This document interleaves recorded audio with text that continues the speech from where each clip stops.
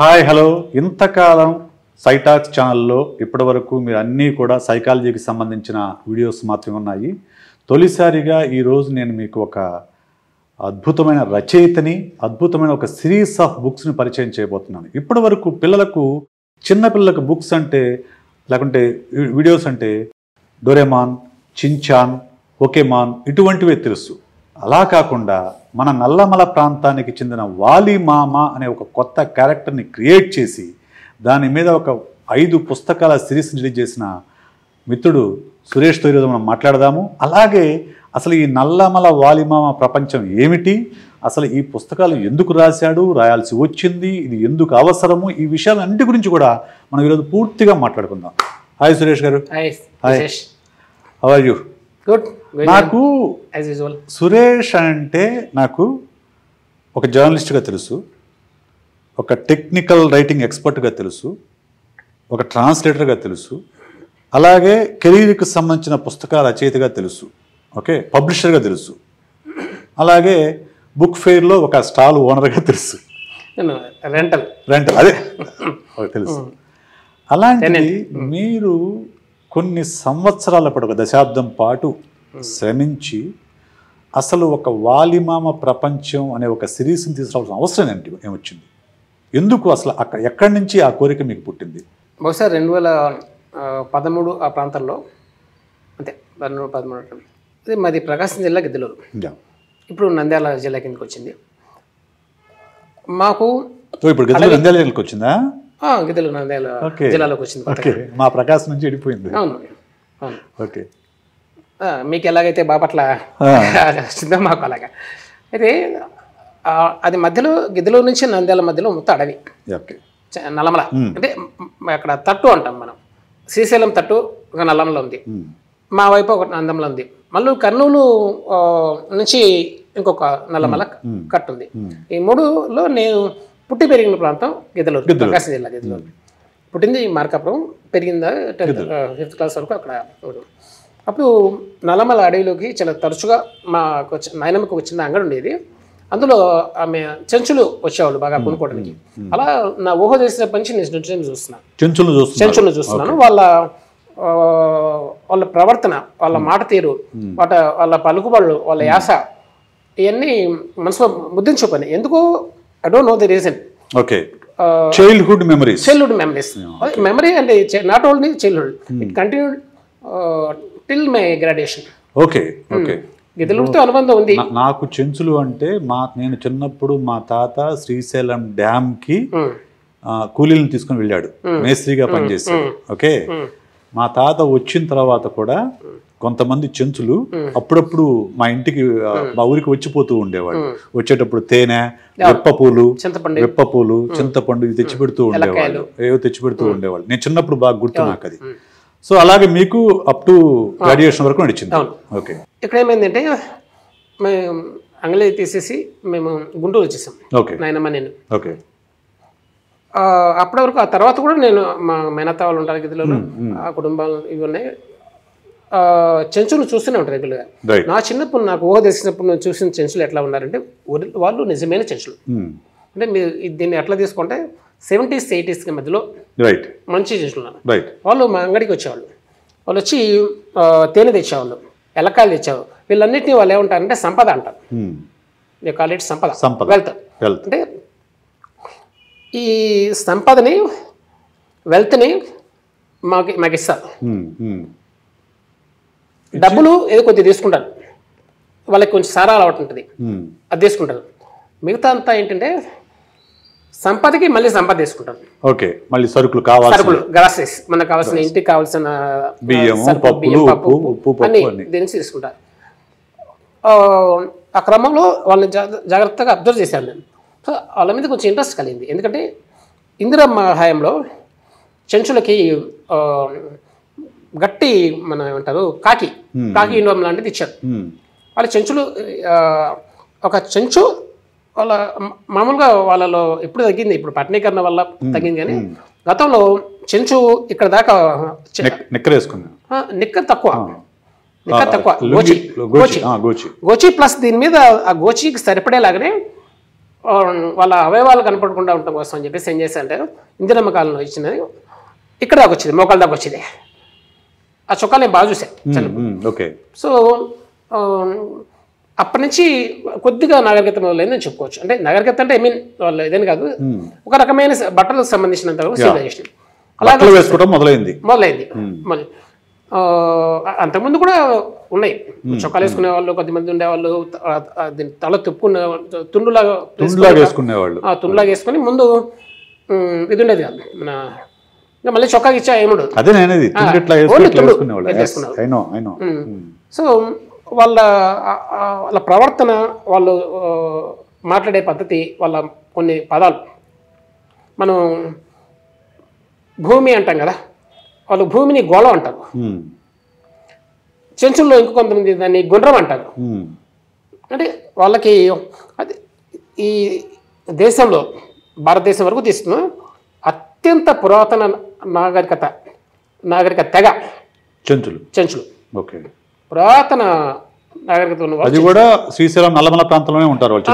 అంటే నల్లమల అంతే, నల్లమల మీరు మిగతా చోట ఉండే జాతులు వేరు. అన్ని ఇక్కడ నల్లమల్లో కోయలు వీళ్ళు ఎవరు లేదు, చెంచులు వేరు. కోయలు మీరు గొండ్లు హైదరాబాద్ అటువైపు చూస్తారు గొండ్లు. మీరు అందుకని అల్లు సీతారామరాజు సినిమాలు చూడండి, మీకు అక్కడ మన్యమంతా కూడా వాళ్ళ కనిపిస్తారు. వాళ్ళ గొండ్లంతా కోయల మీదే అల్లు సీతారామరాజు సినిమా తీసిందంతా కోయల మీదే,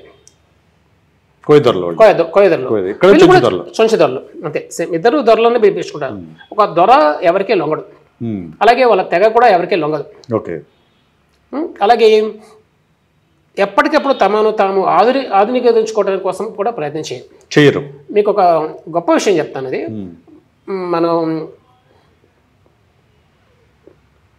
మానవ శాస్త్రం ప్రకారం తీసుకుంటే, అధ్యయనం చేస్తే ఆంథ్రోపాలజీ ప్రకారం అక్కడ వాళ్ళు ఏ రోజు ఒక చెంచు వేటకెళ్ళేస్తాడు, ఇంటికి కావాల్సినవి తీసుకొస్తాడు.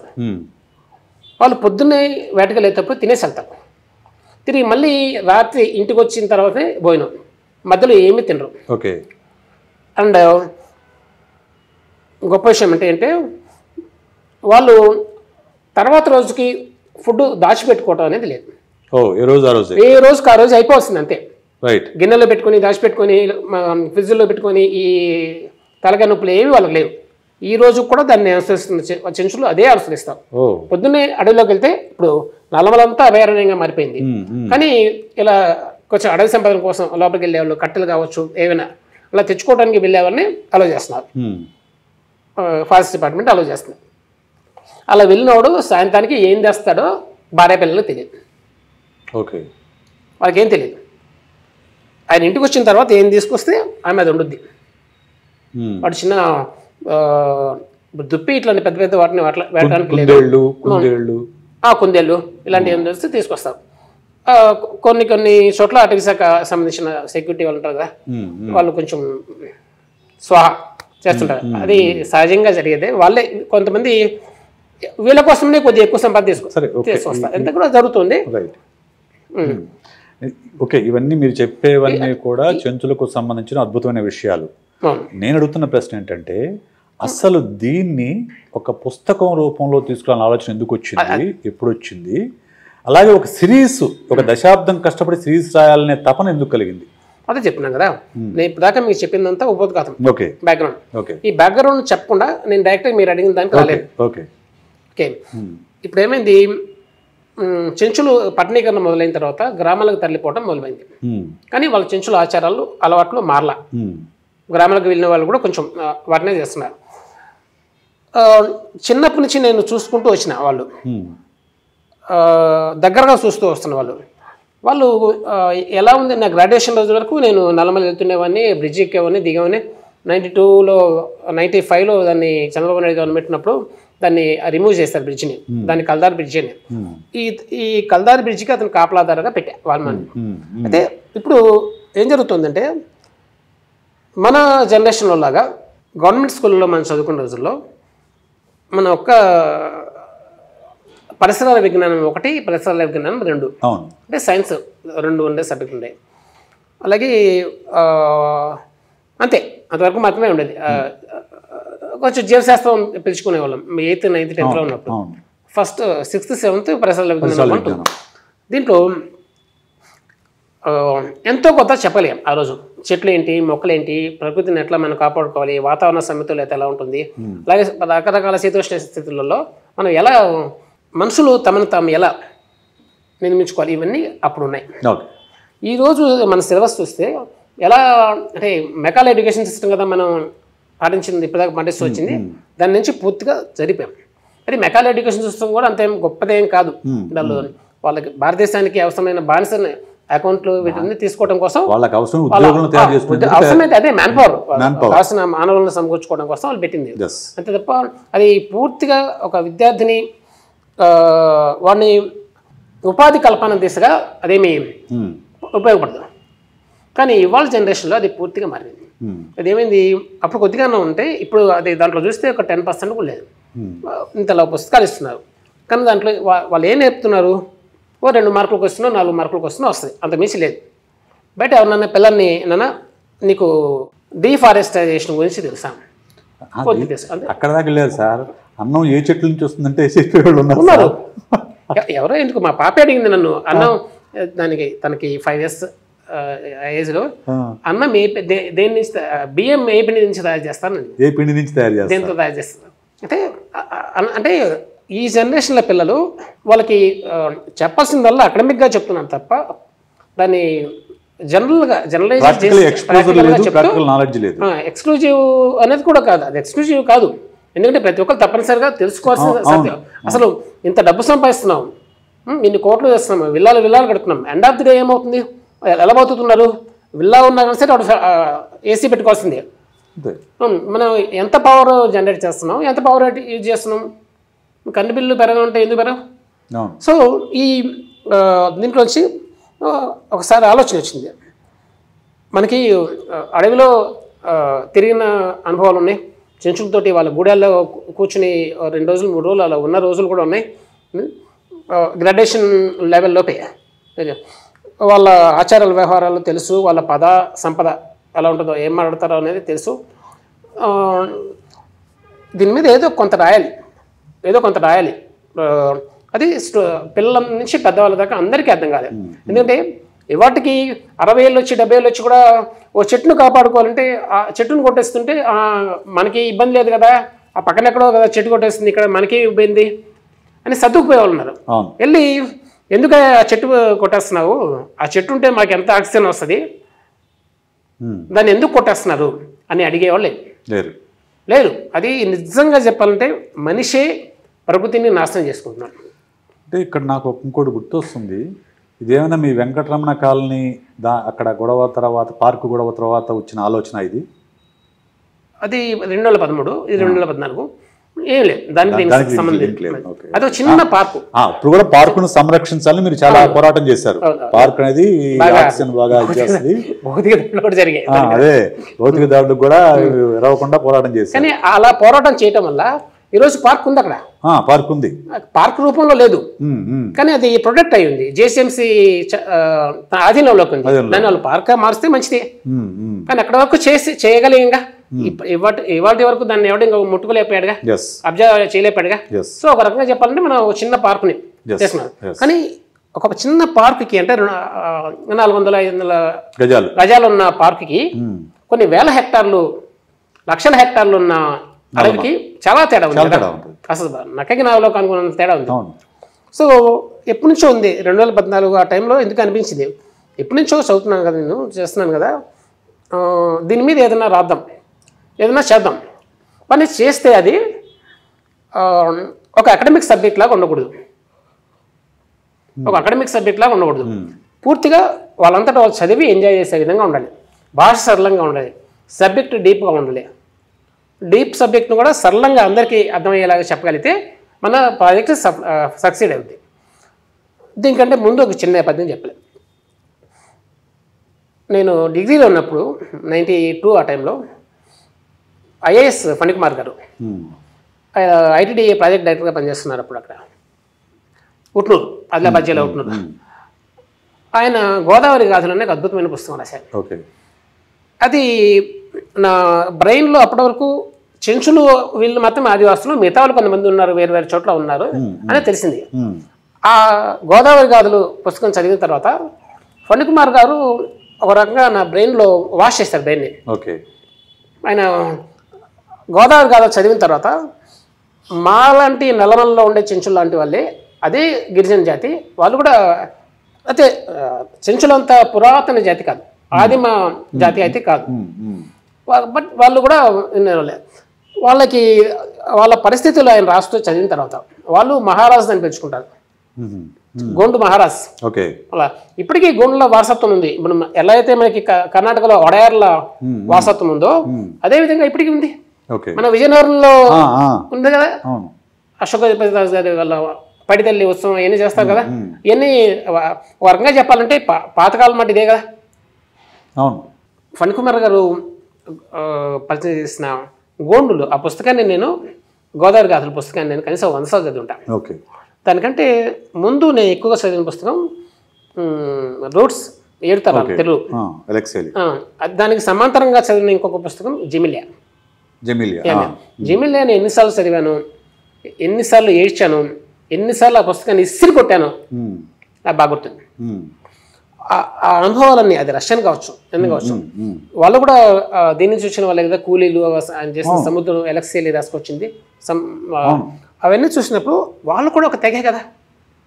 అవును, వాళ్ళు కూడా ఒక నాగరికమైన తెగ, వీళ్ళేమో పూర్తి నాగరికంగా దానికి స్థితికి రాని మధ్యస్థంగా ఉన్న తెగ. సరే, గోండులది చదివిన తర్వాత నాకు అనిపించింది, అదే మనం చెంచుల గురించి మాత్రమే ఆలోచిస్తున్నాం, మిగతా చోట్ల ఇలాంటి గిరిజనులు చాలా ఉన్నాయి, తెగలు చాలా ఉన్నాయి, వాళ్ళ గురించి కూడా అర్థమైంది నాకు. అది గోదావరిలో వాళ్ళ గురించి కూడా తెలుసుకుందాం, దానికి గొప్ప అవకాశం ఇచ్చారు ఫణికుమార్ గారు అనుకున్నాం. అది చదివిన తర్వాత దాదాపు 30 ఏళ్ళకి, 30 సంవత్సరాల తర్వాత ఆయన ఎప్పటి నుంచో చూడాలని కోరిక, కలవాలని కోరిక, 30 ఏళ్ళ తర్వాత ఒక నెల క్రితం కలిశాను ఆయన్ని. ఆయన ఒక మంచి బుక్ పంపించారు, ఆ కాపీ నేను చదివింది, నా దగ్గర లేదు కదా, మార్కెట్లో అవైలబుల్ లేదు. సో నేను అడిగితే పంపించాను. సో ఆ 2 చూసిన తర్వాత నేను ఇంకా దేశంలో, మన దేశం వరకు, బయట దేశం ఆఫ్రికా, వేరే కంట్రీ, దక్షిణ ఆఫ్రికా లాంటివి వెళ్తే ఇంకా చాలా తగలు కనిపిస్తాయి. వాళ్ళకి ఏంటంటే సంపద వాటర్ నుంచి బాగా వస్తుంది, నీటి జల సంపద ఎక్కువ ఉంటుంది, చేపలు పట్టుకుంటారు. ఎంతవరకు వాళ్ళకి అవసరం ముందు ఇంటికి భుక్తి కోసం వాడుకుంటారు, కొన్ని సంపద అమ్ముతారు, ఎందుకంటే బయట మనకు చిన్న చిన్న సామాగ్రి కావాలి కదా, మన బియ్యం ఇట్లాంటివి కావాలి కదా, వాటి కోసం అమ్ముతారు. సో అట్లాంటి తెగలే మనవి కూడా, అన్ని పురాతన తెగలే. ఆదిమ జాతి అని కూడా అనకూడదు మనం ఘోరంగా, కానీ దానికి వేరే ప్రత్యామ్నాయ పదం లేదు కాబట్టి మనం అత్యంత పురాతనమైన జాతి అని వాడుతున్నాం. సో అది చదివిన తర్వాత నాకు అనిపించింది, చెంచుల్ని నేపథ్యంలోంచి చూశాను. ఆ మధ్యన ఒక ఆయన ఎవరో అడిగితే, నేను అసలు నన్ను నేను ఒక చెంచుగా ఎందుకు భావించుకోకూడదు, నన్ను నేను ఒక పురాతన తెగకి చెందిన మనిషిగా ఎందుకు భావించుకోకూడదు అని ఆలోచన వచ్చింది. ఎందుకంటే వాళ్ళ దగ్గరగా చూశాను, వాళ్ళ ఆచారాలు చూశాను, అత్యంత సాధారణమైన జీవితం ఎలా గడపాలి, అత్యంత సాదా జీవితం ఎట్లా గడపాలి, ఇదంతా 2014లో నేను మొదలుపెట్టిన నాటికి నా బ్రెయిన్లో ఉన్నది గుజ్జు, కొద్దిపాటి గుజ్జు అంతే. దాన్ని నేను చెప్పాలి, ఇది ఎలాగూ అకాడమిక్స్ ద్వారా మనకు వస్తున్న ఫలితం చాలా తక్కువ. సో దాన్ని మనం అకాడమిక్ రూపంలో కాకుండా ఇంకో రూపంలో ఏదైనా తీసుకుందాం, వేరే రూపం తీసుకుందాం.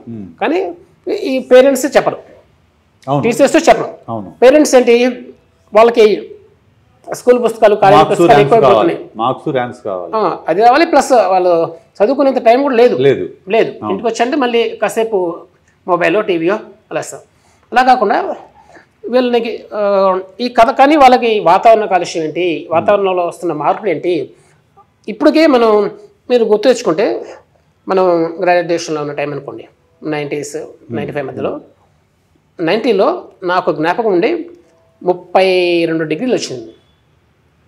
మానవ నాగరికత మొదలైనప్పటి నుంచి ఇక్కడికి రావడానికి ఎన్ని లక్షల సంవత్సరాలు పెట్టింది, 32 డిగ్రీల ఎండ రావడానికి.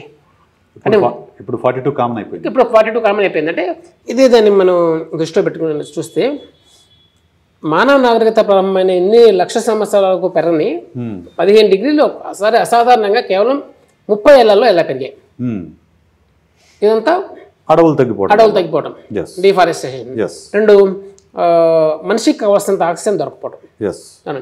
సో ఇవన్నీ ఈ ప్రకృతికి సంబంధించిన అనేక విషయాలు పిల్లలకి అర్థం కానివ్వండి, అర్థం పోనీ పిల్లలకు అన్ని దృష్టిలో పెట్టుకుని రాలా. చాలా మంది ఇది బాల సాహిత్యం అనుకుంటున్నారు. ఇది బాల సాహిత్యం కాదు, ఇది అందరికీ కామన్. ప్రతి ఒక్కరు 70 ఏళ్ళు వచ్చిన వాళ్ళు 90 ఏళ్ళు వచ్చిన వాళ్ళు కూడా చదవచ్చు. సరే, సో దానికి నేను ఏదన్నా రాయాలి. అది రాయాలంటే అప్పుడు నాకు ఫణికుమార్ గారి పుస్తకం మళ్ళీ ఒకసారి ఎక్కడ దొరుకుతుందేమో ట్రై చేశాను, దొరకలే ఎక్కడ.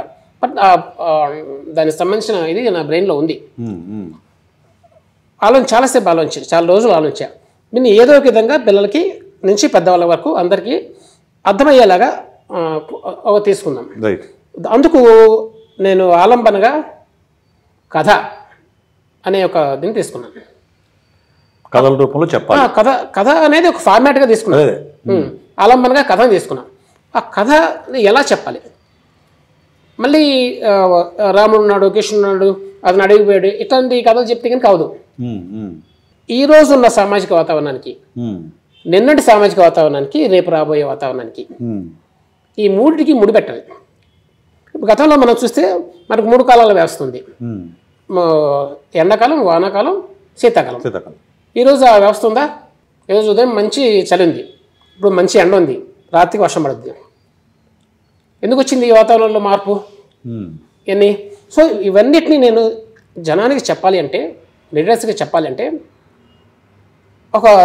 అది భిన్నంగా ఉండలే. సో దానికి నేనేం చేశానంటే ఆ పుస్తకాన్ని కూడా కేవలం తెలుగు వాళ్ళ కోసం మాత్రమే రాయకూడదు, ఎందుకంటే ఇది ప్రపంచం అంతా ఉన్న సమస్య. సో నేను కథ అనే ప్రక్రియని ఆలంబనగా తీసుకొని అలా కొన్ని కథలు రాశాను. మొదట ఒక 15 కథలు 16 కథలు రాశాను. తర్వాత అంటే నాకు నేను నమ్మకం కుదుర్చుకోవడం కోసం ఏ కథలు ఎన్నైనా పర్లేదు, కథలు 100 రాస్తానా, 50 రాస్తానా, 30 మొదలు పెడతానా, అది వేరే విషయం. కానీ రాయడం అంటూ ఒకటి మొదలుపెట్టా. ఈ సంఘటన జరిగింది నాకు గుర్తుంది. మీరు కోటంరెడ్డి కథ ఒకటి ఉంది ఇందులో. అతను ఫారెస్ట్ గార్డ్, అది ఒరిజినల్ పాత్ర. ఓకే, అతని పాత్రని ఇలా ఉండాలి, ముందే ఆలోచించుకొని తీసుకున్న నిర్ణయం కాదు. అది అప్పటికప్పుడు ఊహకు తోచింది, రాసుకుంటూ పోయా. 10-12 కథలు రాసిన తర్వాత yes we can do thus, we can continue this. ఇది ఆపడానికి వీల్లేదు అనేది నాకు 14-15లోనే, అంటే 2014-15లోనే నాకు బ్లైండ్గా సెట్ అయిపోయా మైండ్లో. మీరు ఎంత బ్లైండ్గా సెట్ అయినా కానీ మీ అనారోగ్యం ఏర్పడిన తర్వాత కూడా, అంత తీవ్రమైన అనారోగ్యం తర్వాత కూడా దాన్ని లెక్క చేయకుండా బహుశా ఇంట్లో వాళ్ళు వారించలేదా? ఎందుకు ఇప్పుడు ఇంత హెల్త్ ముఖ్యం కదా అని చెప్పేసి అడగలేదా? అంటే డాక్టర్లు ఇచ్చే మందులు ఒక లెక్క. ఈ పుస్తకం అనేది నా డ్రీమ్ ప్రాజెక్ట్గా పెట్టుకున్నా మైండ్లో. సో దీన్ని ఎట్లయినా పూర్తి చేయాలి. బ్రెయిన్ సర్జరీ అయింది, ఓపెన్ బ్రెయిన్ సర్జరీ అయింది. ఆ అనారోగ్యం నన్ను ఆపలా. ఇంట్లో వాళ్ళు ఆపలేదా అంటున్నా? ఇంట్లో వాళ్ళు ఆపుతారు. ఇప్పుడు కొంచెం రెస్ట్ తీసుకోండి, గ్యాప్ తీసుకొని మళ్ళీ చేసుకోవచ్చు కదా అని. కానీ అప్పటికి నేను 2019లో నాకు సర్జరీ అయింది. అప్పటికి నేను 45 కథలు రాసా. ఇంకా అక్కడ దాకా వచ్చినవన్నీ నేను ఎట్లా ఆపుతాను ప్రాజెక్ట్ని? 45తో కూడా ఆగొచ్చు కదా. 40తో నేను ఆగదలుచుకోవాలి. అందులో ఇప్పుడు 117 కథలు ఉన్నాయి. ఇంకా 100 కథలకు కావాల్సినంత స్పాన్ అక్కడ ఉంది. కదా నేను చేయలేకపోవచ్చు, బహుశా చేయలేను, అంత శక్తి కూడా లేదు ఇప్పుడు. అది చేయాలి అంటే అది మళ్ళీ ఒక 5 సంవత్సరాలు కూర్చోవాలి, కనీసం 3 సంవత్సరాలు కూర్చోలేదు. అది సాధ్యం కాకపోవచ్చు. కానీ ఉన్నదే పూర్తి కాంప్రహెన్సివ్గా చేశాను. సో ఈ కథల్ని నడిపించాలి. ఈ కథల్ని నడిపించాలంటే ఈ సురేష్ అనేవాడి పాత్ర తీసుకెళ్ళి అక్కడ పెట్టలేను. సురేష్ అనేవాడు చెప్తాడు, అంతవరకే కథ రాస్తాడు. కానీ కథ నడవాలి అంటే క్యారెక్టర్స్ ఉండాలి. ఒక లీడ్ క్యారెక్టర్ ఉండాలి కదా, ఒక హీరో ఉండాలి. ఆ హీరో గిరిజన్ అయి ఉండాలి.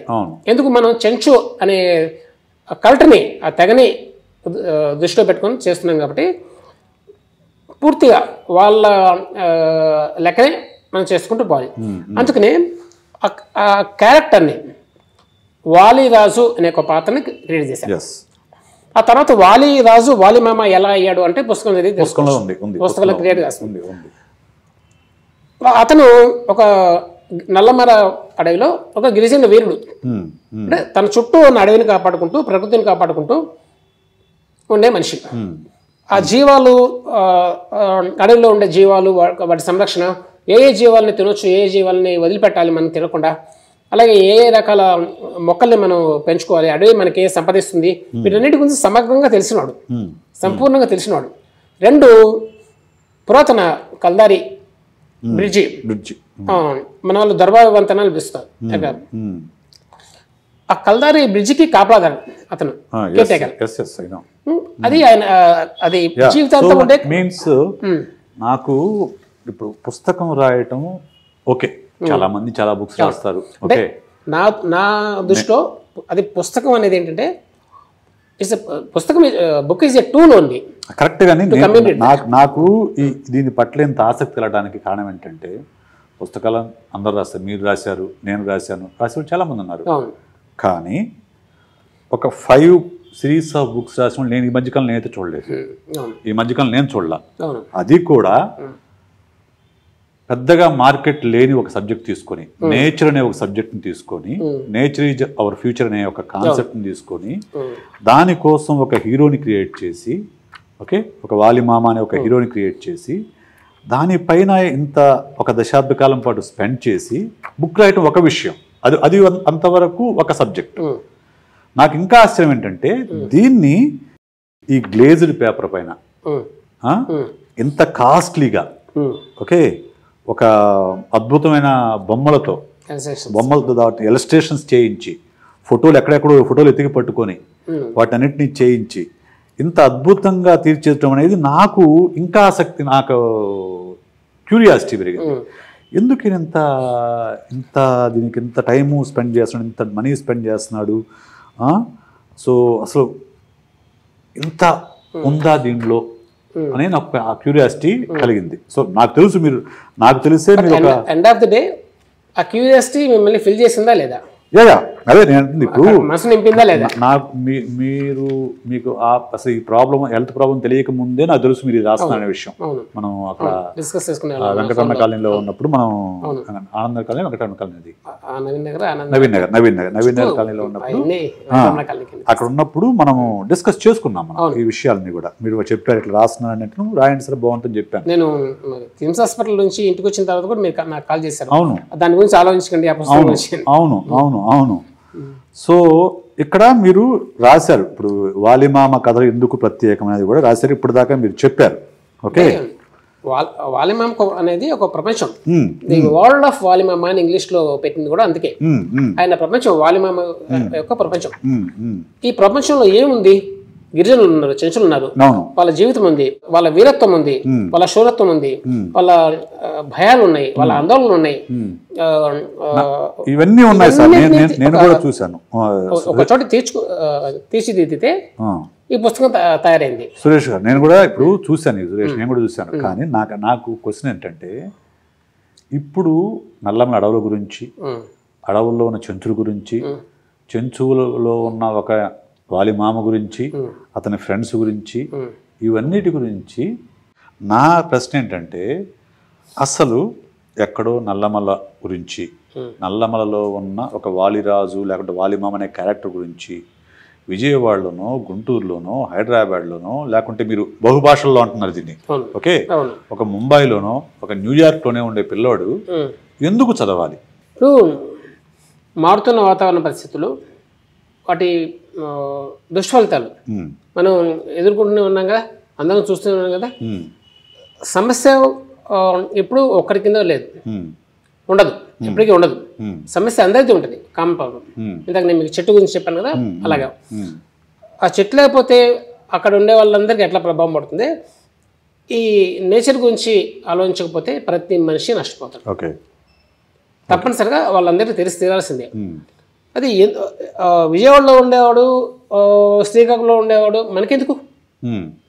అందరూ అనుభవిస్తున్నదే కదా. ఇప్పుడు దేశవ్యాప్తంగా 3 కాలాల వ్యవస్థ లేదు, ఇందాక మాట్లాడుకున్నాం కదా. ఇప్పుడు ఆ 3 కాలాల వ్యవస్థ ఇక్కడ విశాఖపట్నంలో మీరు అన్నట్టుగా విశాఖపట్నంలోనూ గుంటూరులోనూ ఇంకో చోట శ్రీకాకుళంలోనూ కాదు కదా, దేశం అంతా ఉంది, ప్రపంచం అంతా ఉంది. కాబట్టి తప్పనిసరిగా మనం దాని గురించి చెప్పాలి, మాట్లాడుకోవాలి, ఓకే, రీసెర్చ్ చేసుకోవాలి. నేను ఒప్పుకుంటాను. Okay, nature is our future అనేది మీ థీమ్తో మీరు రాస్తున్నారు అని. నా ప్రశ్న ఏంటంటే, ఇంకో ప్రశ్న ఏంటంటే, ఇప్పుడు ఒక డొరేమాను, పోకేమాను, చోటా భీము ఇటువంటి క్యారెక్టర్లు చిన్న పిల్లలు హీరోలుగా చేసుకొని వచ్చిన క్యారెక్టర్లు కాబట్టి పిల్లల్ని అలరించాయి, బాగా అలరించాయి, కార్టూన్లో చూసి కానీ ఇంకో రకంగా అలరించాయి. మీరేమో ఒక పెద్దవాడిని హీరోగా చేసుకొని ఒక సిరీస్ రాశారు, వాలిమామని హీరోగా చేసుకొని. ఇవి పిల్లలకు అంతగా ఆకట్టుకుంటాయా అనేది నా ప్రశ్న. 100% ఆకట్టుకుంటాయని నమ్మకం నాకుంది. ఓకే, కాకపోతే కొంచెం డోరేమాన్, పోకేమాన్ అనే దుస్య రూపాల్లో వచ్చినాయి. అవును, వాటికి విజువల్స్ చూడటానికి, టెక్స్ట్ చదవటానికి చాలా తేడా ఉంటుంది. ఇది 12 సంవత్సరాల పిల్లల నుంచి వాళ్ళకి అర్థమవుతుంది అనుకుంటే. ఓకే, సో వాటిని వీళ్ళ తల్లిదండ్రులు చెప్పుకుంటారు. ముఖ్యమైన బాధ్యత టీచర్ది, తల్లిదండ్రులది. వాళ్ళు చెప్పాలి, ఒక బాధ్యతగా తీసుకొని చెప్పాలి. ఇప్పుడు ఒక్కొక్క కథ చెప్పడానికి ఒక 4 రోజులు తీసుకుంటారు, 5 రోజులు తీసుకుంటారు. కథ నేను ఒకటే ఇందులో మెన్షన్ చేశాను, మీరు కథ చెప్పండి మీ పిల్లలకి.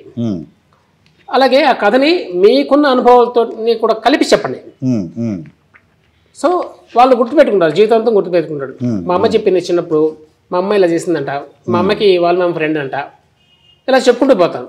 అంటే అక్కడ కూడా మళ్ళీ ఆర్టిఫిషియలే, కానీ సమస్య, దాని పరిష్కారం ఆ రెండు కుర్రాడికి తెలుస్తున్నాయా లేదా, ఆ పాపకో బాబుకో తెలుస్తున్నాయా లేదా.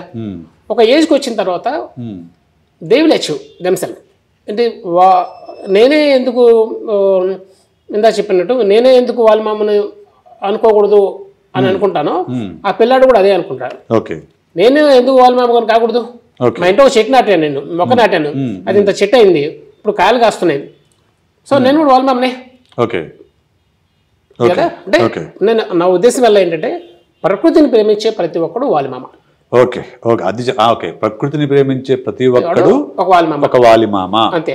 సో పిల్లల నుంచి పెద్దల వరకు కూడా ప్రతి ఒక్కరు కూడా ఒక వాలిమామ అనుకుని ప్రకృతిని కాపాడుకోవాలి అనే ఒక థీమ్ దీని ప్రధానమైన థీమ్. ఇందులో నేను మీకు ఒక అనుభవం కూడా చెప్పాలి ఒక నిమిషంలో. నిజామాబాద్ జిల్లా దగ్గర ఒక చిన్న ఊరు, ఆయన పుస్తకం తెప్పించుకున్నాడు, చదివాడు. చదివిన తర్వాత వాళ్ళ పిల్లలకి చెప్పుకుంటూ వచ్చాడు. ఆయన అన్నాడు, నేను ఇవాళ ఫోన్లో మాట్లాడాను తోస్తాను, ఈరోజు మీ పుస్తకం చదవడం పూర్తి చేశాను, మా పిల్లలకి చెప్పడం అనేది కొంచెం నెమ్మదిగా చెప్పుకుంటా అని మనవాళ్ళు రెండో జనరేషన్ వాళ్ళకి చెప్పుకోవడం నేను నెమ్మదిగా బాధ్యత తీసుకొని చెప్పుకుంటా. ఇది చెప్పాల్సిన అంశం అనేది 100% నాకు అర్థమైంది, ఒప్పుకున్నాను. ఈరోజు నేను 60-70 మధ్యలో ఉంటారేమో, ఆయన వయసుని బట్టి నేను వేసిన ఈ వయసులో కూడా నేను మళ్ళీ మీ పేరు చెప్పుకొని నన్ను నేను వాల్మామగా అనుకొని ఒక మొక్క నాటా. అది రేపు పొద్దున ఎంత పెద్ద అవుద్దో దాన్ని ఫలితాలు అనుభవించేది ఎవరు, దానివల్ల వచ్చే మంచి ఆక్సిజన్ని నేను నా కొడుక్కి మనోడికి ఇంకా వాడి ముందు తరాల వాళ్ళకి ఆస్తిగా ఇచ్చిపోతున్నాను. నా తర్వాత అది వాళ్ళు పెంచుకునే బాధ్యతని వాళ్ళకి అప్పచెప్తా. మరి గ్యారంటీగా వాళ్ళు నమ్ముతారు, వాళ్ళు గ్యారంటీగా దాన్ని రోజు నిలుబోసి కాపాడుకుంటారు, ఈరోజు కాపాడుకుంటారు. గ్రేట్. అయితే తర్వాత నాకు ఇంకొకటి మీరు కొంచెం వివరంగా చెప్పాలి. ఇప్పుడు ఈ పుస్తకాన్ని, ఈ సిరీస్ని ఒక 5 భాగాలు చేసుకొచ్చారు, ఓకేనా? 5 భాగాలు, ఒక్కొక్కటి కూడా దరిదాపు 200 పేజీలు, ఒక్కొక్కటి 200 పేజీలు ఉంది దరిదాపు. కాదు, ఒక్కటి 200 పేజీలు, మొత్తం కలిపి 10 పేజీల పుస్తకం. ఓకే, ఈ ఫస్ట్ పార్ట్లో ఏం చెప్పారు, సెకండ్ పార్ట్లో ఏం చెప్పారు, థర్డ్ పార్ట్లో ఏం చెప్పారు, కొంచెం వివరంగా. ఇందాక మీరు అడిగారు ఎలా మధ్య వయస్సు నుంచి చూపించారు అన్నట్టుగా చెప్పాను ఇందాక మాట్లాడింది. అది మధ్య వయసు కాదు, వాళ్ళ మామని వాడు చిన్నప్పటి నుంచే చూపించారు. ఫస్ట్ పార్ట్లో ఉంది, ఫస్ట్ పార్ట్లో ఉంది. దాన్ని చూసుకుంటే మీరు 10 ఏళ్ల వాళ్ళ మామ చూస్తారు. 10 ఏళ్ల వయసులో ఉన్న వాళ్ళ మామ అంతకుముందు గిద్దలూరు నుంచి టికెట్ లేకుండా చిత్తానూరు నుంచి టికెట్ లేకుండా కల్దారి కూడా చేరిపాడు. చిత్తానూరు ఊరు లేదు కదా? లేదు, గిద్దలూరే చిత్తానూరు. అంటే once upon a time the name was Giddalur. Chittanur. అవునా? చిత్తానూరు అనేది సిద్ధులూరు అయింది. అక్కడికి వచ్చి తపస్సు చేసుకోవడానికి వచ్చిన వాళ్ళు ఉన్నారు కదా, అది సిద్ధులూరు. సిద్ధులూరు నెమ్మదిగా గిద్దలూరు అయింది. Giddalur Giddalur. Okay okay. Now it was settled as Giddalur. Giddalur, అవును అవును. ఓకే. అచ్చా, ఇంత ముందు సిత్తానూరు పాత పేరు. ఓ గుడ్ గుడ్. ఎక్కడ రాశారు ఈ పుస్తకం? అది రాశాను, మెన్షన్ చేశాను. ఈ ఫస్ట్ పార్ట్లో వాళ్ళ మామ బాల్యం నుంచి యవ్వనం వరకు యవ్వనం వరకు. ఓకే. అంటే ప్రకృతితోటి ఆయనకు అనుబంధం ఏర్పడిన రోజు నుంచి ఒక 30-35 సంవత్సరాల వయసు వచ్చేంత వరకు అతని జీవితంగా ఎలా నడిచింది, అతను అందులో ఏం నేర్చుకున్నాడు, అడవి నుంచి కానీ ఇటు రైల్వే వ్యవస్థ నుంచి కానీ ఏం నేర్చుకున్నాడు, ప్రకృతికి అతను ఎంత దోహదపడ్డాడు, ఇంకా చేయాల్సిన పని ఎంత ఉంది, ఇంకా పిల్లల దశ నుంచి పెద్దవాళ్ళ దశ దాకా ఏం చేస్తే వాళ్ళకి అర్థమవుతుంది, వాళ్ళకి కాన్సెప్ట్ అర్థమవుతుంది, దానివల్ల ఆచరించగలుగుతారు. అది మొదటి పుస్తకంలోనే నేను తీసుకొచ్చాను. నాకు ఈ మొదటి పుస్తకంలో బాగా నచ్చింది ఏంటంటే ఈ చెంచుల పద సంపద ఉంది కదా. అవును, అది నేను 4 పుస్తకాల్లో ఉంటుంది. Okay okay. ఫస్ట్ పార్ట్ లో కొంత నాకు ఇందులో చాలా పదాలు తెలిసినాయి. ప్రకాశం జిల్లా కావడం వల్ల కావచ్చు, ప్రకాశం జిల్లా కావడం వల్ల కావచ్చు, మనం ఉమ్మడి ప్రకాశం జిల్లా. అదే అదే అదే అదే ఇందులో చాలా బిర్రైనవి, తట్టు, 18, లేకుంటే ఈ నీళ్ళ చలమ ఊరుంది మీకు. ఇక్కడ ఒక ఇంట్రెస్ట్ చెప్తుంది. పాతకాలపు బొగ్గు రైళ్లు ఉండేవి కదా, ఆ బొగ్గు రైళ్లు దొన్నకొండలో వాట పట్టుకున్నాయి. అవును. ఆ తర్వాత చలమలో వాట పట్టుకున్నాయి. ఊరు చలమ పైనుంచి వచ్చే వానీటిని సేవ్ అక్కడ ట్యాంకులో నింపుతారు. ఆ ట్యాంకుల నుంచి కిందికి ట్రైన్లకి నింపుతారు. Okay okay. కాబట్టి చలమ స్టేషన్లో ఖచ్చితంగా అవుతాయి. నాకు ఇది బాగా నచ్చింది. ఓకే. సెకండ్ పార్ట్లో ఏం చెప్పారు? దాని కంటిన్యూషన్. ఇప్పుడు ఒక క్రానలాజికల్ ఆర్డర్ లో స్టోరీస్ తీసుకుపోతున్నప్పుడు ఇక్కడ ఈ కథ చెప్పాను, అక్కడ ఆ కథ చెప్పాను అనేది లేదు. అది కాన్సెప్ట్ అంతే. కాన్సెప్ట్ కాదని అంటలేదు. ఆయన వయసులో మీరు ఇండెక్స్ చూస్తే ఇండెక్స్ చూసాను. ఇండెక్స్ నుంచి మీకు నేను చూశాను, కొంత చదివాను. మీరు చెప్తే వినాలని చెప్పి అడుగుతున్నా మిమ్మల్ని. ఓకే. ఇప్పుడు ఇందులో భాగం 2లో హైదరాబాద్ వేటగాడికి వాలిమామ తోడు అనే దగ్గర మొదలైంది. ఓకే. అంటే ఆల్రెడీ వాలిమామ ఫారెస్ట్ గార్డ్ అయిపోయాడు. ఫారెస్ట్ గార్డ్ కాదు, care taker to bridge. Okay, అదే అయిపోయాడు. అంటే అడవి గురించి బాగా తెలుసు కాబట్టి అతన్ని ఒక సర్ రిచ్ వాల్టన్ అనే వేటగాడు. ఓకే. సికింద్రాబాద్ లో రిటైర్ అయ్యి సికింద్రాబాద్ లో ఉంటున్న వ్యక్తి. ఆయన బాత్రూమ్ తీసుకొచ్చి వాలిమామని కలిపాను. ఓకే. అంటే దాన్ని ఏంటంటే ఒక కథ అన్నప్పుడు అన్ని రకాల కథలు ఉండాలి కదా. అందులో సాహసం ఉండాలి, దుఃఖం ఉండాలి, బాధ ఉండాలి, ధైర్యం ఉండాలి, దైన్యం ఉండాలి. నెహ్రూని కూడా పట్టుకొచ్చారు. నెహ్రూని పట్టుకొచ్చాను. ఇండస్ట్రియలైజేషన్ పితామహుడు కదా. నెహ్రూని ఆకట్టుకున్న వాలిమామ పట్టుకొచ్చారు. ఎన్టీ రామారావుని తీసుకొచ్చాను. ఎన్టీ రామారావుని కూడా తీసుకొచ్చాను. ఓకే. ఆ కథ మీరు చదివితే ఎన్టీఆర్ది అసలు ఆయన సినిమా జీవితం, ఆ సినిమా జీవితం లో జరిగిన కథ ఒక సంఘటన కింద తీసుకొచ్చాను. తర్వాత మళ్ళీ తిరుపతిని కూడా తీసుకొచ్చారు. తిరుపతిలో దాహాగ్ని వాళ్ళు తిరుపతి వెళ్ళటానికి వాళ్ళు నిర్ణయించుకొని కొంతమంది 7-8 మంది స్నేహితులు అక్కడ వెళ్ళటానికి డబ్బు ఎలా సమకూర్చుకున్నారు, ఎవరెవరి దగ్గర ముంతలో దాచిపెట్టారు, ఎలా దాచిపెట్టారు, ఇదంతా కూడా మీరు ఖర్చు చదివితే దీంట్లోకి వెళ్ళిపోతారు, ఆ మూడ్లోకి వెళ్ళిపోతారు. మీ కళ్ళ ముందు జరిగినట్టుగా కనిపిస్తుంది. ఇప్పుడు నల్లమల, తిరుపతిలో కూడా నల్లమలే ఉంది. ఇప్పుడు ఇందులో నేను ప్రత్యేకంగా చెప్పింది ఏంటంటే, చెట్టు కొట్టేస్తాం కదా, తిరిగి మళ్ళీ అది పెరగాలి. అది పెరగాలంటే దానికి వేసే ఎరువు ఏంటి? ప్రకృతి తనకు తానే లేదు, ప్రకృతి తనకు తాను తీసుకొస్తే కనుక మళ్ళీ కొమ్మలు అడ్డదిడ్డంగా పెరుగుతాయి. దీన్ని కరెక్ట్గా పెంచుకోవాలంటే ఎట్లాగా? మళ్ళీ అదే చెట్ల నుంచి గీకిన బంకని బాగా కరిగించి మీరు మొద్దు దాని మీద దాని మీద వేసామనుకోండి, ఆ చెట్టు అదే లాగా పెరుగుతుంది. అది సైంటిఫిక్ ఫార్ములా. సైంటిఫిక్ ఫార్ములాని నేను సాధారణ భాషలో రాశాను. Okay okay okay right. So ఇప్పుడు 5 పార్ట్లలో 100 కథలు కదా? 117 కథలు. ఓకే, 117 కథలు దేనికదే ప్రత్యేకం. ఒకదానికి లింక్ ఉంది, అవును. ఒక జీవితం ఉంది, కొనసాగింపు. అదే కొనసాగింపు. అతను పుట్టినప్పటి నుంచి అతని 97 సంవత్సరాల వయసు వచ్చేంత 97 సంవత్సరాల వయసు వచ్చేంత వరకు కూడా అతని జీవితం, అవును, ఆయన జీవన ప్రయాణం.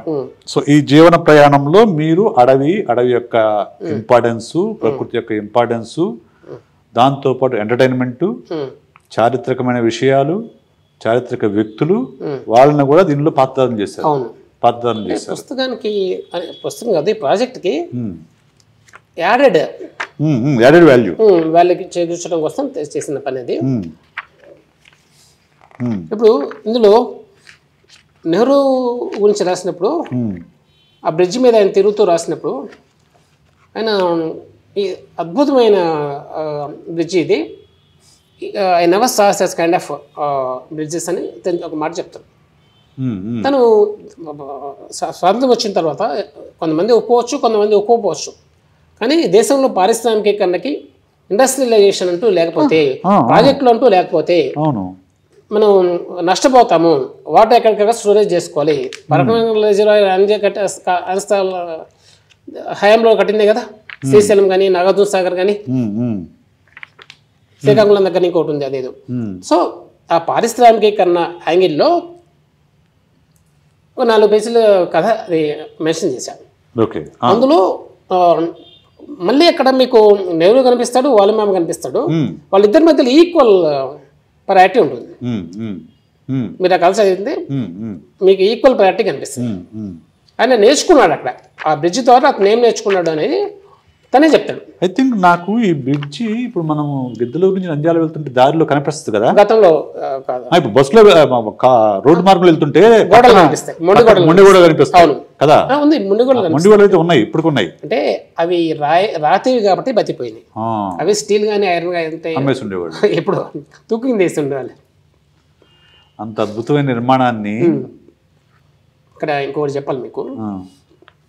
బ్రిటిష్ హయాంలో ఈ బ్రిడ్జిని ప్లస్ రాజమండ్రి ధవళేశ్వరం బ్రిడ్జిని రెండు ఒకటేసారి కట్టారు. ఓకే, ధవళేశ్వరం బ్రిడ్జ్ ఏంటంటే జల రవాణాకు ఉపయోగపడింది. ట్రైన్ వచ్చే టైంకి 2 పట్టాలు వచ్చి కలుస్తాయి, దాని నుంచి ట్రైన్ వెళ్ళిపోద్ది. ఆ ట్రైన్ వెళ్ళిపోయిన తర్వాత 2 అటు పక్క నుంచి వెళ్ళిపోతే కింద నుంచి షిప్లు వెళ్ళిపోతాయి, స్టీమర్లు వెళ్ళిపోతాయి. అట్లా కట్టారు.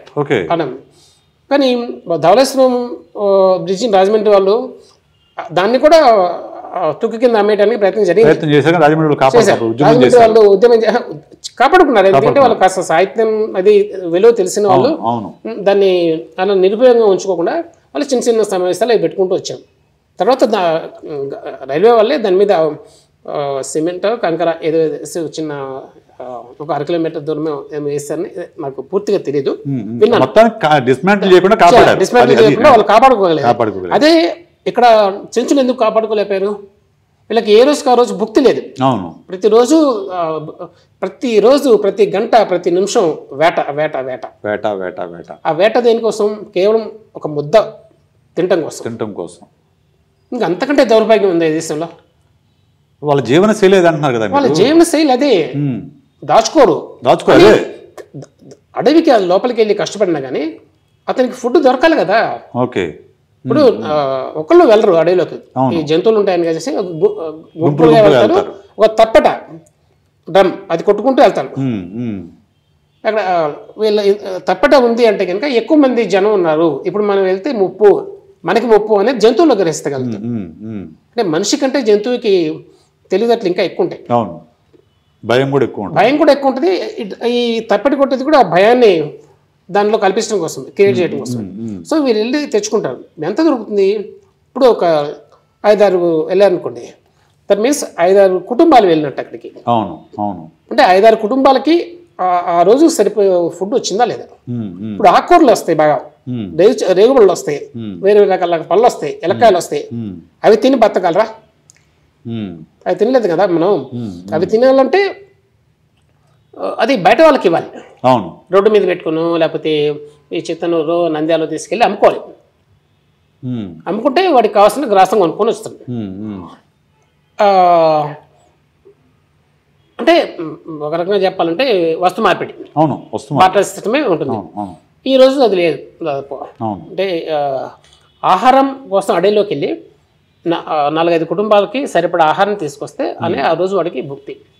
లేదంటే ఆ రోజు పస్తే ఓకే, ఏం ఇంటి దగ్గర ఏవో దోసకాయలు తీసుకొని పండించుకుంటారు. అన్నం ఎక్కడి నుంచి వస్తుందండి?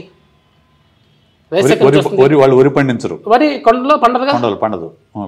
ఇప్పుడు కొండ వ్యవసాయం అని అదే కొద్ది చేస్తున్నారు. కానీ ఈరోజు దానికి వరికి నీళ్లు ఎక్కువ కావాలి కదా, వరికి నీళ్లు ఎక్కువ కావాలి.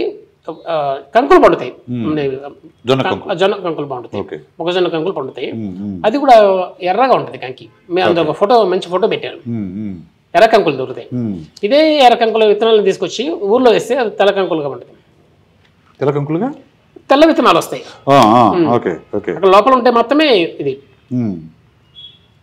సో ఇదేంటంటే నేచర్ మనకేమిస్తుంది, నేచర్కి తిరిగి మనం ఏమిస్తున్నాము, ఈ నేచర్ని కాపాడుకోవటం ఎలాగా, ఈ కాపాడుకున్న నేచర్ని మనం ముందు తరాలకు ఇవ్వాలి. చాలా కష్టపడి సంపాదిస్తాం సార్. కొన్ని ఒక 25-30 ఏళ్ళు బాగా కష్టపడి సంపాదిస్తాం. తర్వాత పిల్లల్ని దారిలో పెడతాం, పెళ్ళిళ్ళు చేస్తాం, అన్నీ చేస్తాం. తర్వాత ఎండ్ ఆఫ్ ది డే వాళ్ళు వెళ్తూ వెళ్తూ మనం వాళ్ళకి ఏమి ఇచ్చిపోతున్నాం?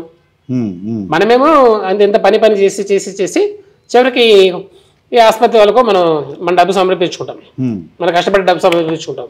కానీ బయట పిల్లలకి ఆస్తి ఇస్తాం, కానీ ఆస్తితో పాటు మనం ఏమిస్తున్నాం? వాళ్ళకి దుర్మార్గమైన వ్యవస్థని వాళ్ళకి అప్పచెప్పేసి మన దారిన మనం చల్లగా జారుకుంటున్నాం.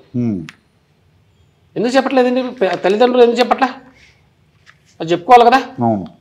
నాన్న బయట 40 డిగ్రీలు ఎండ ఉంది, బయటికి వెళ్ళొద్దు అని చెప్తారు.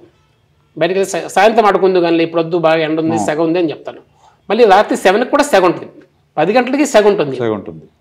వాతావరణం బయట మామూలుగానే ఉంటుంది, సెగ ఉంటుంది. అది సెగను ఎలా ఆపాలి? 4వ భాగంలో నాకు కొంచెం ఆసక్తికరమైన అంశాలు కనిపించాయి sir. Apart from your stories, ఈ స్టోరీస్ కొంచెం పక్కన పెడితే ప్రకృతి సత్యాల పోస్టులని కొన్ని రాశారు. ఇందులో వాసిరెడ్డి వేణుగోపాల్ గురించి, అలాగే జైతి అండ్ లోహితాక్షం గురించి, ఓకే, సో అలాగే ఇతను కొమెర జాజీ రిఫరెన్స్ కింద, అలాగే ఇక్కడ ఎవరు గురువయ్య, తెలంగాణ అమరాబాద్ నల్లమడలో రాసుకున్న ఒక ఉత్తరము, రైట్, అలాగే వనజీవి రామయ్య, వీళ్ళందరి గురించి మీరు ఇందులో బ్రీఫ్గా రాశారు. ఎందుకు మీ కథల మధ్యలో వీళ్ళ ప్రస్తావన ఎందుకు వచ్చింది అసలు? అది దీన్ని మళ్ళీ ఇంకోసారి బ్యాక్ వస్తా.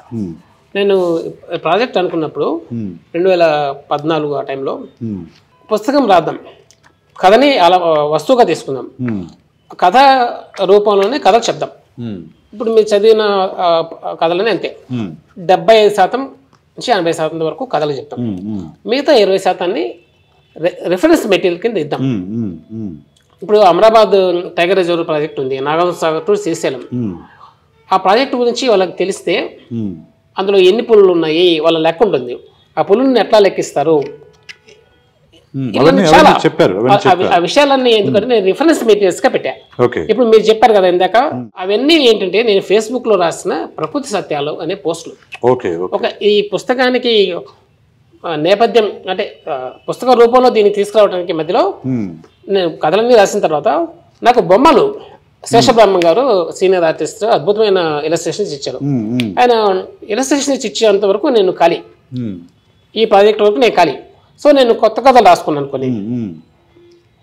అప్పుడు అనిపించింది ఎందుకు ఇంత అద్భుతమైన క్వాలిటీలో చేస్తున్నాం మనం, పుస్తకం ప్రింటింగే మనకు 2000 రూపాయలు దాటుతోంది.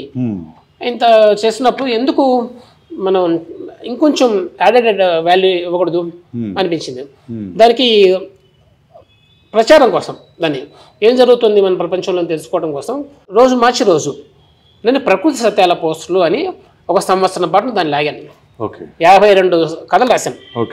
ఇందులో కొన్నే వాడాను నేను. ఇప్పటికి నా వాల్ మీదకి వెళ్తే ఆ ప్రకృతి సత్యాల పోస్టులు అన్ని రెగ్యులర్గా కనిపిస్తాయి, వెళ్ళి ఎత్తుకున్నా కానీ కనిపిస్తాయి. అది ఎందుకు అంటే దీన్ని ముందు కొంచెం పుష్ చేయాలి కదా, జనంలో పుష్ చేయాలి కదా. దాన్ని నేను ఏదో నెమ్మదిగా చెప్పినట్టును మంచి మర్యాదతో చెప్పినట్టు అలా చేయ కొంచెం కఠినంగానే చెప్పా. ఇప్పుడు గుంటూరు దగ్గర ఉన్న నల్లపాడు పేరేచర్ల ఒకప్పుడు అద్భుతమైన ప్రాంతాలు, చల్లగా ఉండే ప్రాంతాలు. గుంటూరు నుంచి వస్తున్న సదన్ బయలు వెళ్తున్నప్పుడు నల్లపాడు రాగానే చలి మొదలయ్యేది. పేరేచర్ల దగ్గరకు వచ్చేసరికి ఇంకా చలి మొదలయ్యేది, ఎక్కువ ఉండేది. మామిడి తోటలు బ్రహ్మాండంగా ఉండేది. అది దాటిన తర్వాత ఆటోమేటిక్గా మళ్ళీ ఎండ మొదలయ్యేది. అంటే తోటలు ఎక్కువ ఉండే అక్కడ, మామిడి తోటలు ఎక్కువ ఉండే, రోడ్డు పక్కన కూడా మామిడి తోటలు. అవును, తోటలు పెద్ద పెద్ద తోటలు. అవును సార్ అవన్నీ నేనేం చేశాను అంటే ముందు క్యూరియాసిటీ క్రియేట్ చేద్దాం, క్వశ్చన్ చేద్దాం మనం. అందరూ ఏంటి మంచి చెప్తారు, చివరాఖరికి ఏంటంటే ఒక పాజిటివ్గా స్పందించేలాగా మెత్తగా రాస్తావు. నేను మెత్తగా రాయదలుచుకోరా, ఎందుకంటే it's our responsibility, you have to. So నేను మిమ్మల్ని మీరు ప్రశ్నించుకోండి, మనల్ని మనం ప్రశ్నించుకుందాం. ప్రకృతి గురించి, వాతావరణం గురించి, పర్యావరణం గురించి మనం దానికి ఎందుకు ఇంపార్టెన్స్ ఇవ్వట్లేదు ఒకసారి మీకు మీరే ఆలోచించుకోండి. ఒక చెట్టును పెంచితే ఏమవుతుందో, ఇంట్లో ఉంటే అది ఎంత ఆక్సిజన్ ఇస్తుంది, అది ఎంత చల్లగా ఉంటుంది అనేది చెప్పాలి. మీరు ఇందాక ఒక ఉదాహరణ చెప్పాను, ప్రకృతి సత్యాల పోస్ట్లోనే నేను ఇప్పుడు రాశాను.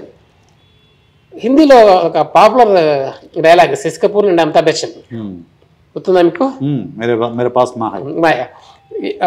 దాన్ని కొంచెం తిరరాశా చేసి, శశి కపూర్ అమితాబ్ పెద్దవాడు, శశి కపూర్ చిన్నాడు. వీళ్ళ ఇంట్లో ఒక చెట్టు ఉందని చూసి, క్యా హై తుమ్హారే పాస్ అంటే మేరే పాస్ మా అంటే, ఓకే మా అయితే ఓకే మేరే పాస్ బిల్డింగ్ హై, ప్లాట్ హై, నాకు చాకర్ హై అంట. ఇటు ఊరుకుంటారు. తర్వాత ఒకసారి చూసినప్పుడు వీళ్ళ ఇంట్లో పెద్ద చెట్టు చూస్తాడు, వెంటనే అతని మనసు మారిపోద్ది. అతను మళ్ళీ లేదు నేను కూడా మీ దగ్గరికి వచ్చేస్తాను, ఫ్లాట్ అమ్మేసి అమితాబ్ బచ్చన్ ఫ్యామిలీ శశి కపూర్ వద్ద ఇంటికి వచ్చేస్తాయి, వాళ్ళ మదర్ అందరూ కలిసి ఉంటారు. దాన్ని చెప్తూ ఒక కొంచెం నవ్వించేలాగా చమత్కార ధోరణిలో పెట్టా. అది మీరు చూస్తే ఆ ఒక్క పోస్టు 677 మంది చూశారు, లైక్ కొట్టారు. అది అంటే 600 అనేది చిన్నదే కావచ్చు, కానీ మనకు ఫేస్బుక్ రీచ్ ని బట్టి కదా 670 లైక్ కొట్టారంటే చాలా మంది చదివి ఉంటారు దాన్ని, ఇంకా ఎక్కువ మంది షేర్ చేసి ఉంటారు. అది చివరికి వచ్చిన తర్వాత జయబాదుడు అడుగుతుంది, చెట్టు కింద కూర్చొని అమితాబ్ బచ్చన్ ఒక ల్యాప్టాప్ మీద పని చేసుకుంటాడు. ఎందుకు లోపల పని చేసుకోవచ్చు కదా, సేపు ఇస్తానా, లోపల పని చేయడం నాకు తెలీదా, ఇక్కడ కూర్చుంటే నాకు వచ్చేంత ఆక్సిజన్, మన అక్కడ టన్నులు వాడేవాళ్ళం కదా, 2 టన్స్ 3 టన్స్ ఏసీలు వాడేవాళ్ళం కదా, ఇక్కడికి వచ్చిన తర్వాత ఏమన్నా ఉందా, ఈ చెట్టు కింద కూర్చుంటే కనుక మనకి ఇంకా 10 ఏళ్ళు బతకగలుగుతాం. అదే మన చుట్టూ ఉన్న వాళ్ళకు కూడా ఈ చెట్టు చాలా ఉపయోగపడుద్ది, అంత మంచి ఆక్సిజన్ ఇస్తుంది. ఈ ప్లేస్ వదిలిపెట్టుకొని మనం ఎందుకు వెళ్తాము అని, అంటే చమత్కారంగా రాసిందే, కానీ అందులో కూడా మనం చేస్తున్న తప్పు నాకు అర్థమైంది. అలాగే ఐదవ భాగంలో కూడా, 5వ భాగం అంటే ఆయన చివరి దశ కదా, ఓకే 70 ఏళ్ళ నుంచి 90 ఏళ్ల వరకు.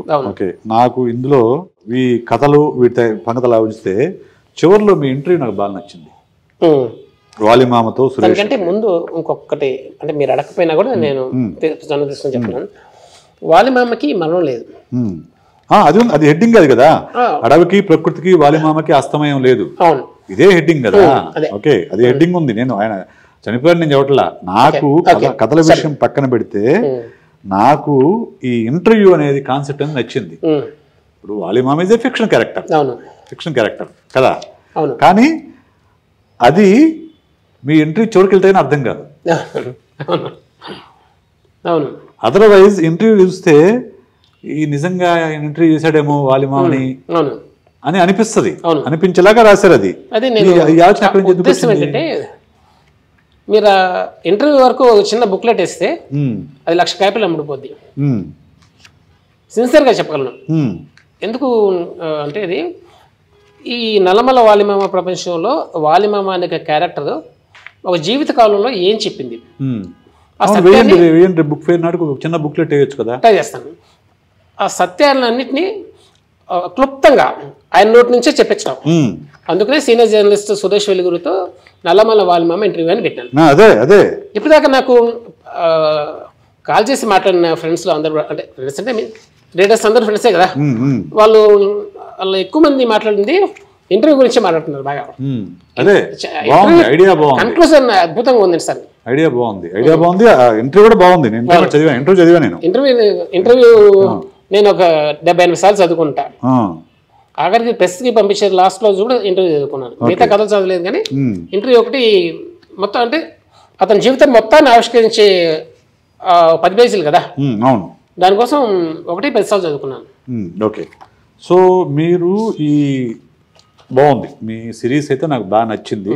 మోరోవర్ నాకు ఇందులో కథలు వీటన్నింటినీ బాగున్నాయి, కానీ అన్నింటికంటే కూడా quality of the print, quality of the pictures and the care you have taken to get it to the publisher నాకు చాలా బాగా నచ్చింది, చాలా అద్భుతంగా నచ్చింది. కానీ ఒక పాఠకుడిగా నా ప్రశ్న ఏంటంటే, ఇది 2,500 2,600 రూపాయలు, 3,000 రూపాయలు, 3,000 కన్సెషన్ అయిపోయి 2,600 రూపాయలకు మీరు ఇస్తున్నారు. ఇంత ఖర్చుని ఒక సామాన్య పాఠకుడు భరించగలడా? ఇక్కడ 2 విషయాలు చెప్పాలి మీకు. ఒకటి, అండ్ మోరోవర్ మీరు విడివిడిగా అమ్మడం లేదు, సెట్గా మాత్రమే అమ్ముతున్నారు. అంటే ఇప్పుడు వాళ్ళ దగ్గర 3వ పుస్తకం ఉంటే 1, 2, 4, 5 ఏం అర్థమవుతాయి? ఇది క్రానలాజికల్ ఆర్డర్లో రాసుకుంటూ వచ్చిన కథ. అవును, అది అందుకనే మేము అన్ని పుస్తకాలు కలిపి ఇప్పుడు మీకు ఇంటికి మనం పంపించాను కదా, ఎలా వచ్చాయి, ఒక సెట్ మొత్తం ఒక కవర్లో ఆల్రెడీ చేసాం, ఆల్రెడీ 600 సెట్స్ ఏమో చేసి పెట్టాము ఇంట్లో. సో బుక్ ఫేర్ ఉంది కదా, దానికోసం ఎక్కువ సెట్స్ చేసి పెట్టాం. అవి సెట్ ఇవ్వటమే, లూజ్ అంటూ ఉండదు.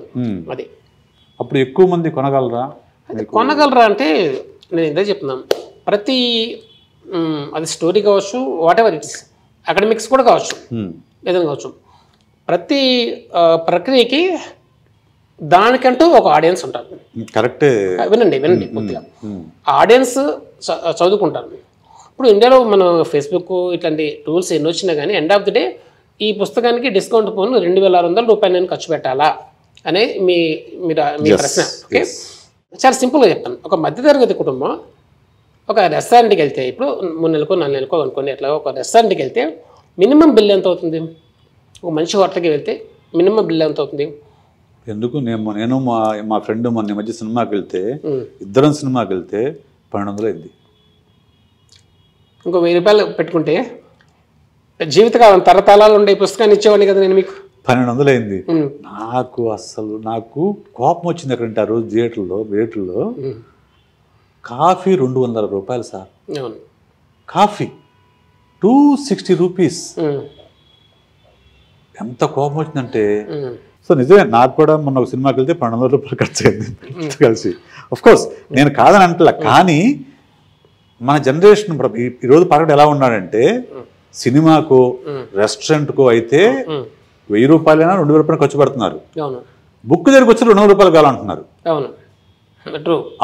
ఆ నేపథ్యంలో మిమ్మల్ని అడుగుతున్నాను నేను. అంటే దీంట్లో మనం అర్థం చేసుకోవాల్సింది, కొనేవాళ్ళు ఎవరు? పిల్లలు కాదు, పెద్దవాళ్ళు. పిల్లలు కాదు, తల్లిదండ్రులే కొంటారు, టీచర్లే కొంటారు. వాళ్ళ వల్ల ఉపయోగం ఉందా లేదా? వాళ్ళే కదా పిల్లలు చెప్పుకుంటున్నారు కదా, అరే సినిమా చూడు అని చెప్తున్నాం కదా, ఈ కార్టూన్ షో చూడు బాగుందని చెప్తున్నాం కదా, ఈ సిరీస్ చూడు బాగుంది అని చెప్తున్నాం కదా. అదేవిధంగా ఈ పుస్తకం చదువు బాగుంది ఎందుకంటే ముందు పేరెంట్స్ చదువుతారు. ఒక పేరెంట్ చదివితే ఆ కుటుంబానికి ఇవన్నీ వాతావరణ మార్పులు ఇవన్నీ వీటి గురించి మంచి అవగాహన ఏర్పడుతుంది. ఒక పేరెంట్ చెప్తే ఆ కుటుంబం వరకు ఉపయోగపడుతుంది. అదే ఒక టీచర్ చెప్తే 100 కుటుంబాలకు ఉపయోగపడుతుంది. ఖచ్చితంగా. సో నేను నా టార్గెట్ తల్లిదండ్రులు, టీచర్లు మెయిన్. అలాగే పర్యావరణం మీద పనిచేస్తున్న వాళ్ళని కూడా నేను టార్గెట్ చేయట్లా. ఓకే. మరి టీచర్కి ఏమైనా ప్రత్యేకంగా డిస్కౌంట్ ఇస్తున్నారా? ఆబ్వియస్లీ కొంచెం ఎక్కువ కాపీలు తీసుకున్నట్టయితే ఖచ్చితంగా చేస్తాను. అంటే నా ఉద్దేశం ఏంటంటే, నాకు లాస్ రాకూడదు. అది ఓకే. 2, దాని మీద ఎంతో కొంత రెవెన్యూ రావాలి చేసినప్పుడు. అంటే ఆధార్ రెమ్యూనరేషన్ అనుకోండి, అది రావాలి, ఖచ్చితంగా రావాలి కదా. ఇప్పుడు 1000 పేజీలు రాయాలంటే ఎంత టైం పడుతుందో అందరికీ తెలుసు కదా. అద్భుతమైన ఇల్లస్ట్రేషన్ చేయించారు, ఆర్టిస్ట్ కి ఇవ్వాలి, నల్లమల అడవిలో ఫోటోగ్రఫీ ఇవ్వాలి, ఫోటోగ్రాఫ్స్ బ్రహ్మాండమైన ఫోటోగ్రాఫ్స్ తీసుకొచ్చాం. అవును. మాకు అడవి లోపలికి వెళ్ళడానికి పర్మిషన్ ఇవ్వాల. Permission okay. డిఎఫ్ఓ ఇవ్వకపోతే ఉన్న వాళ్ళ నుంచి ఫోటోగ్రాఫర్లు అరవింద్ అతని ఫ్రెండ్ మురళి వాళ్ళిద్దరూ కొంచెం లోపలికి వెళ్ళి తీసుకొచ్చారు. అక్కడ కూడా మీరు అబ్జర్వ్ చేస్తే ఇందులో పుస్తకంలో ముద్దు చెట్టు మీకు ఎక్కడ కనపడవు. కారణం ఏంటంటే మిమ్మల్ని లోత అడవిలోకి వెళ్ళడానికి డిఎఫ్ఓ పర్మిషన్ ఇవ్వకపోవటం. అభయారణ్యం కాబట్టి మళ్ళీ లోపల పుల్లు అదే అభయారణ్యం. సరే అదే అభయారణ్యానికి ఆ రోజు అవుతాం మేము నైట్. పొద్దున్నే చెంచులు లోపలికి వెళ్తున్నారుగా, చెంచులతో పాటు మేము వెళ్తాం. మా ఫోటోగ్రాఫర్లు వెళ్తారు, నేను రాను. వెళ్ళి ఎలాగో తప్పటి కొట్టుకుంటూ వెళ్తారు కదా, వాళ్ళకి అలవాటే కదా, వాళ్ళతో వీళ్ళు వెళ్తారు. లోపల దొంగలు ఇంత పెద్ద పెద్ద వృక్షాలని ఫోటోలు దిగాలి వాళ్ళు. అది కూడా అడిగాం, డిఎఫ్ఓ ఒప్పుకోవాలి. అది ఎందుకంటే ఎందుకంటే యురేనియం ఉంది కదా, కొడుతున్నారుగా, వేరే వేరే ఖనిజాలు ఉన్నాయి కదా, కొడుతున్నారుగా. అది కొట్టాలి అంటే కనుక అడవిలో మనుషులు ఉండకూడదు. అది వాళ్ళ కాన్సెప్ట్. పానాయితో కోనాయి పడేగా అంటారు. అదే. సో ఒకవైపు అడవులు నరుక్కుంటూ వెళ్తున్నారు, అందులో డౌట్ లేదు. ఓకే, అడవి విస్తీర్ణం తగ్గింది కాబట్టి ఈ రోజు ఇంత మనం గ్లోబల్ వార్మింగ్ అనేది మనం చూస్తున్నాం. ఎస్పెషల్లీ సిటీస్లో మనం గమనిస్తూనే ఉన్నాం. ఈ రోజు 42 డిగ్రీలు అనేది చాలా సాధారణ అయిపోయింది. రైట్, 45 వరకు వెళ్ళింది. నాగపూర్లో 45, 46 దాకా అవును వెళ్ళింది. కాదు నేను మన దగ్గర హైదరాబాద్ గురించి మాట్లాడుతుంది, నేను బయట గురించి మాట్లాడడంలా. ఇక్కడే 42 వరకు సమ్మర్లోకి వచ్చేది కారణం అయిపోయింది. సో ఇది బాగా కూల్గా ఉందనుకున్న హైదరాబాద్ కూడా. రైట్, హైదరాబాద్ ఎంత కూల్గా ఉండేది. ఈవెన్ మనం 95లో ఆ టైంలో మనం ఇద్దరం హైదరాబాద్ వచ్చినప్పుడు కూడా ఇంత వేడి ఏం లేదు. ఎర్రమంజిల్ కాలనీ రోడ్లో నడుస్తుంటే మా చిన్నమ్మ చెప్తుంటుంది, హైదరాబాద్లో ఎర్రమంజిల్లో రాత్రిపూట లాంతర్లు పెట్టేవాళ్ళంట వేడి కోసం. వేడి కోసం. ఇంకా ఆలోచించండి మీరు ఎట్లా మారిందనేది. అదే మీ ప్రయత్నం అయితే అద్భుతమైన ప్రయత్నం సురేష్ గారు. ఖచ్చితంగా ఇది నేనైతే చెప్తున్నా కదా, నేనైతే అంత పని చేయలేను. ఓకే, అంత ప్యాషనేట్గా 10 సంవత్సరాల పాటు ఒక అంటే అఫ్కోర్స్ నేను జీనియస్ పైన నాకు అంత ప్యాషన్ ఉంది, కానీ దీని మీద అయితే మీకు అంత ప్యాషన్, నాకు అంతకంటే ఎక్కువ ప్యాషన్ కనిపించింది. బట్ దాన్ని ఒక 5 సిరీస్ల పుస్తకం తీసడం అనేది చాలా గొప్ప విషయం, చాలా విషయం. సో ఖచ్చితంగా ఈ పుస్తకాన్ని తెలుగు పాఠకులు ఆదరించాలని నేను కోరుకుంటున్నాను. మీరు మనం షిన్చాన్, డొరేమాన్ ఇటువంటివి చాలా చూస్తూ ఉన్నాము, లేకుంటే హ్యారీ పోటరు ఇటువంటి సిరీస్ చదువుతూ ఉన్నాం. దానికంటే ఈ సిరీస్ మాత్రం తక్కువ కాదు. హ్యారీ పోటర్లో మాయలు మంత్రాలు ఉన్నాయి. వాలిమా ప్రపంచంలో ప్రకృతి సంపద, ప్రకృతి యొక్క అవసరాల గురించి, అలాగే వాలిమామ క్యారెక్టర్ యొక్క అడ్వెంచర్స్, అడవిలో అతని అడ్వెంచర్స్, ఇవన్నీ కూడా ఉన్నాయి. అద్భుతంగా ఉన్నాయి కథలు. మీరందరూ కూడా ఏమాత్రం ఆలస్యం చేయకుండా ఈ పుస్తకాలు వెంటనే ఆర్డర్ చేయండి. అడ్రస్సు, సురేష్ గారి అడ్రస్సు ఈ వీడియో చివరిలో మేము వేస్తాం. ఓకే, థ్యాంక్ యూ సురేష్ గారు. Thank you very much. Thank you very much for your time and for your books. Okay, it's my duty. Yeah, thank you.